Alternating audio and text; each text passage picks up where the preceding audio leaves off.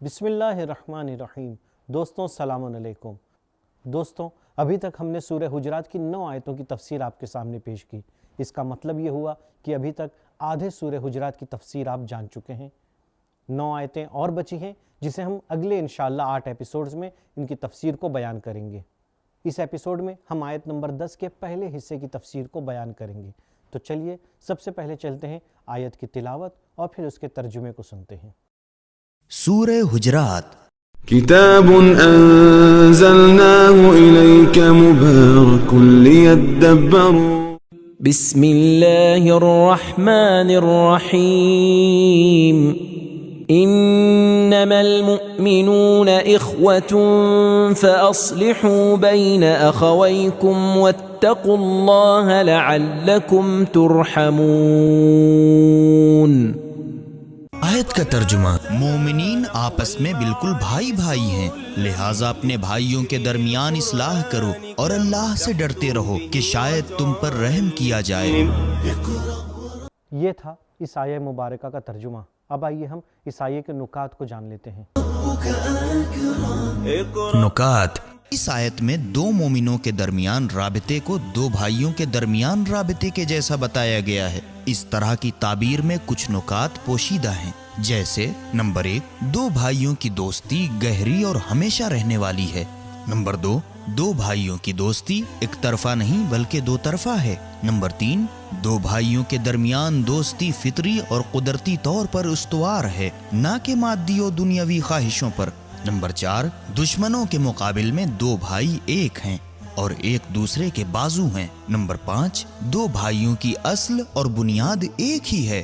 Number 6، بھائی چارگی اور اخوت پر توجہ چشم پوشی اور عفو گزشت کا سبب ہے۔ نمبر 7، اس کی خوشی میں خوش اور اس کے غم میں مغموم ہے۔ آج محبت کا اظہار کرنے کے لیے دوست، آشنا اور ہم وطن جیسے الفاظ کا استعمال کیا جاتا ہے، لیکن اسلام نے بھائی کے لفظ کا انتخاب کیا جو کہ زیادہ عمیق اور گہرا ہے۔ حدیث میں دو دینی بھائیوں کو دو ہاتھوں سے تشبیہ دی گئی ہے جو ایک دوسرے کو پاک و صاف کرتے ہیں۔ اس آیت اور اس سے پہلی والی آیت میں 3 مرتبہ اصلحو کا فرمان دیا گیا ہے۔ اس سے سمجھ میں آتا ہے کہ اسلام نے سماج کے افراد کے درمیان صلح دوستی برقرار کرنے کو کتنی اہمیت دی ہے۔ پچھلی آیت میں ارشاد ہوتا ہے فَأَصْلِحُوا وَأَقْسِطُوا، عدل و انصاف کی بنیاد پر صلح کرو، اور اس آیت میں ارشاد ہوتا ہے فَأَصْلِحُوا وَاتَّقُوا، صلح برقرار کرنے میں خدا کا خوف کرو۔ اگر تمہیں کہیں دو لوگوں کے درمیان فیصلہ کرنے کے لیے بلایا جائے تو خدا کو نظر میں رکھ کر فیصلہ دو، ایسا نہ ہو کہ اصلاح کے لیے آپ دونوں میں سے کسی ایک پر ظلم کریں۔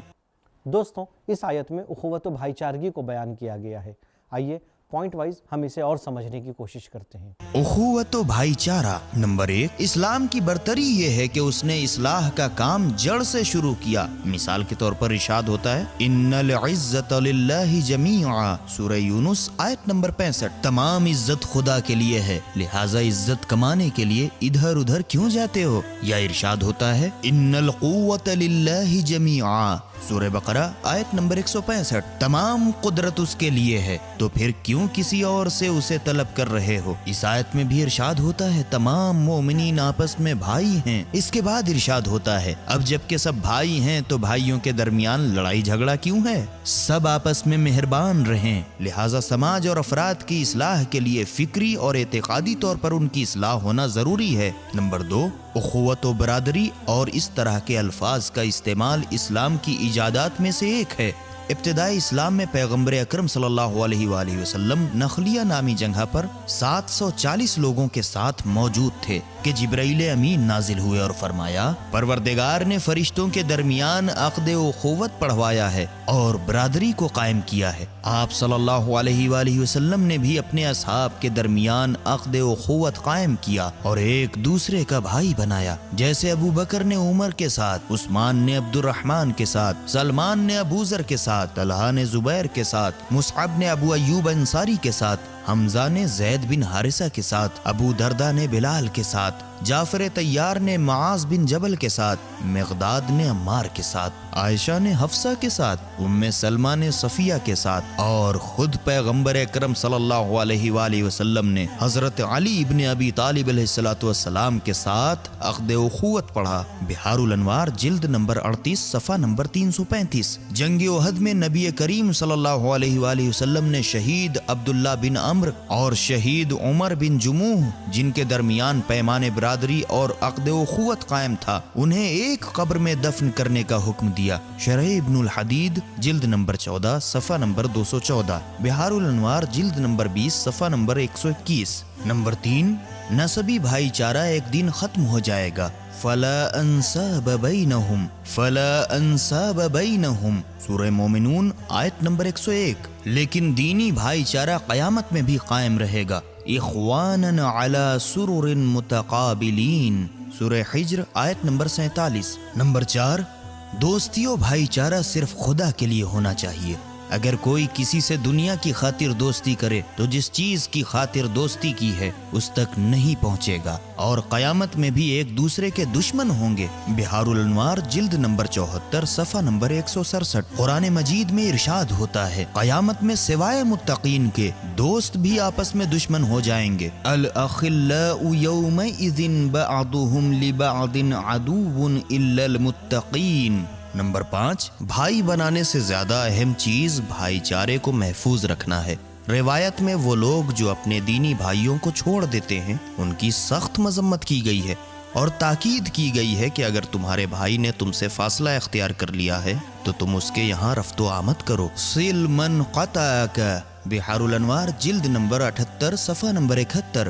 امام صادق علیہ السلام ارشاد فرماتے ہیں، مومن کا بھائی ہے، ایک بدن کی طرح ہے کہ اگر ایک عضو بیمار ہو جائے تو پورے بدن میں تکلیف ہوتی ہے۔ اصول کافی جلد نمبر 2 صفحہ نمبر 133۔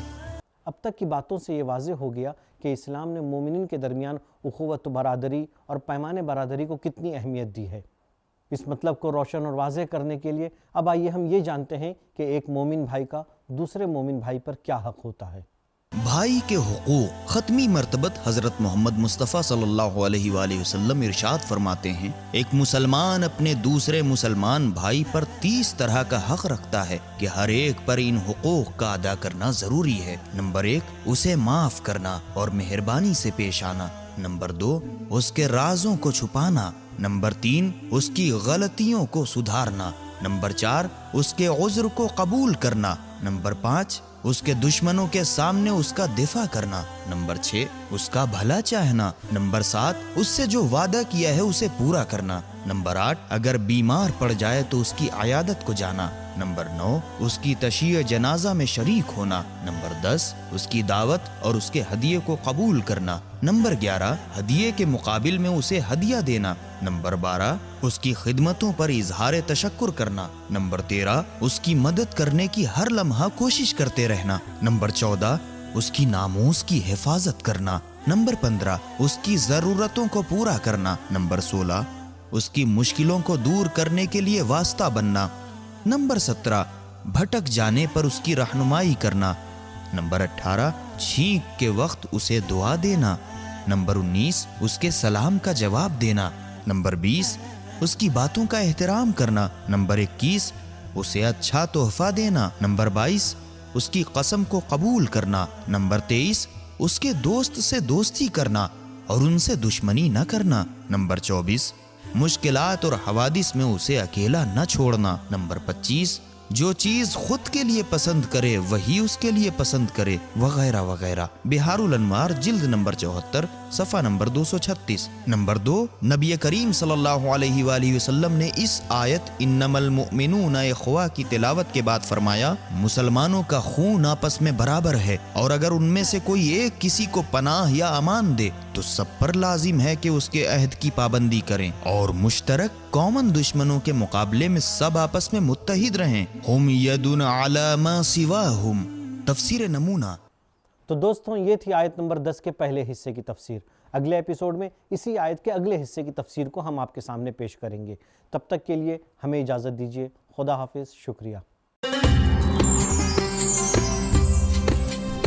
سبیل قرآن ہدایت کا راستہ